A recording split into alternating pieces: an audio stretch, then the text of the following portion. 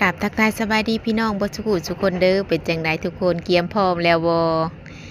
เกียมพร้อมไปเบิ่งไปชมงานแข่งขันเจ็ตสกีที่เดินทางมาจากประเทศไทยพุ่นเลยพี่น้องซึ่งงานนี้ก็จะจัดขึ้นในวันที่10หาวันที่11เดือนมังกรปี2026นี่แหละทุกคนซึ่งสถานที่จัดงานเขาแม่นจะจัดที่ห้วยสะควงสีทะมวกเมืองพีนแขวงสะหวรรณเขตพากไปนำก็ตื่นเต้นไปนำทุกคนเพราะว่าบ้านเฮามันหาเบิ่งได้ยากงานกีฬาแบบนี้เพราะว่าบ้านเฮาบ่มีทะเลทุกคนอีกอย่างทีมแข่งเพิ่นก็เดินทางมาไกลได้พี่น้องเอ้ยมาเดินทางมาจากประเทศไทยนอกจากการแข่งขันเจ็ตสกีแล้วก็ยังมีการแข่งขันตีบูนการแข่งขันดึงเสือกและก็งานประกวดร้องเพลงนั่นเองทุกคนผู้ใดมีพรสวรรค์เรื่องการร้องเพลงงานนี้ห้ามพลาดเด็ดขาดทุกคนนอกจากนั้นงานนี้ก็พลาดบ่ได้ก็คือการขบงานนั่นแหละพี่น้อง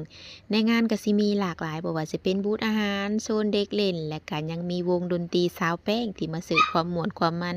ให้ทุกคนแบบจุกๆไปเลยเป็นจังไดก็อย่าลืมอย่าพลาดไปเที่ยวไปชมเด้อทุกคนเด้อพบพ้อกันได้ในคืนวันที่10หาวันที่11เดือนมังกรปี